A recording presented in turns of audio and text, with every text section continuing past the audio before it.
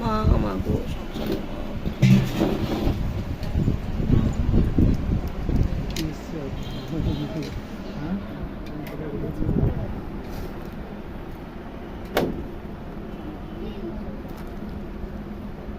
মাকে কেউ ছোবেন না।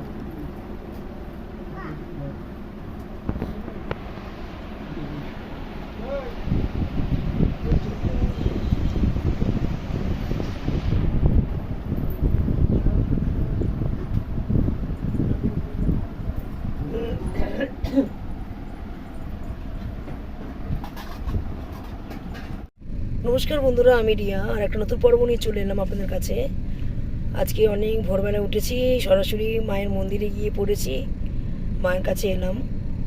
এই নিয়ে দ্বিতীয়বার এলাম। আমি ইউটিউব দেখে গেছি, আবার আমি ইউটিউবে আবার এটা ছাড়ছি। যদি আমার দর্শক বন্ধুদের ভালো লেগে থাকে আমার ইউটিউব সার্চ করলে পেয়ে যাবেন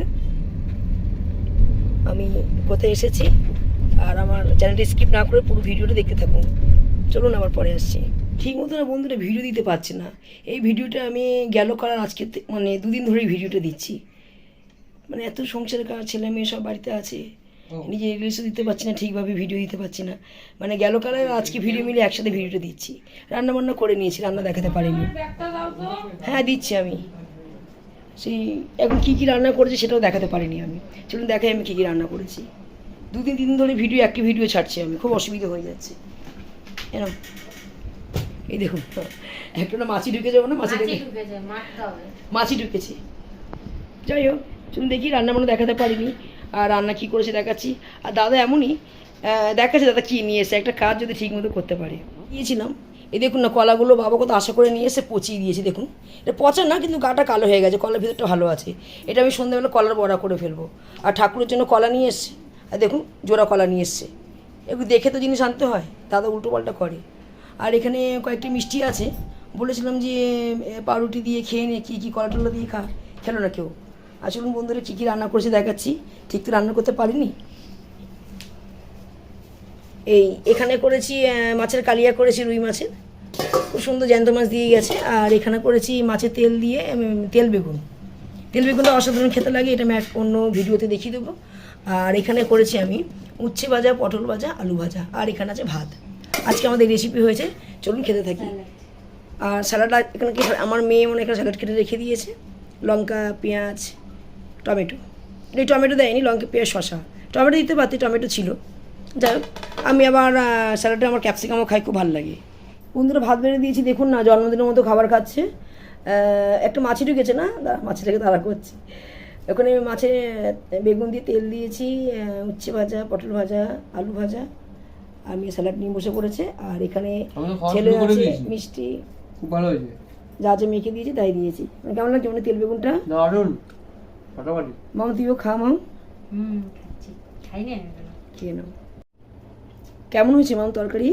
খুব সুন্দর হয়েছে। আমি এখানে একটা ঘিয়ের লাড্ডু নিয়ে বসেছি, আর দাদা ওখানে মালাই বরফি নিয়ে বসেছে। কি মিষ্টি খায় বন্ধুরা ভাত দিয়ে। মনটি কেমন হয়েছে? দারুণ। খা, বসে বসে খা। মাছে তেল দিয়ে করেছি, খুব ভালো হয়েছে। আজকে মাছটাও ভালো দিয়েছে। ওখানে আরো মিষ্টি আছে,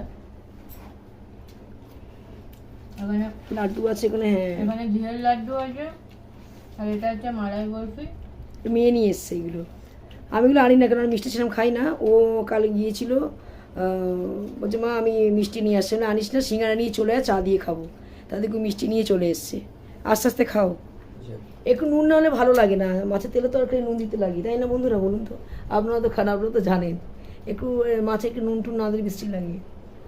যাই হোক আমিও ভাত বেড়ে খেয়ে নিই। দেখিয়ে দিলাম কী কী রান্নাবান্না করেছি। ঠিক রান্নাবান্না করে দেখাতে পারিনি। একটা ভিডিও দিচ্ছি দুদিন তিন দিন ধরে, বুঝতে পারছেন আমার কতটা অসুবিধা হচ্ছে। তাও কিন্তু ভাবছি ভিডিওটা দিয়ে যায়, আর ভাবছি কোনো সময় মুড ঘুরে যাচ্ছে, আমি আর পাচ্ছি না ভিডিও দিতে।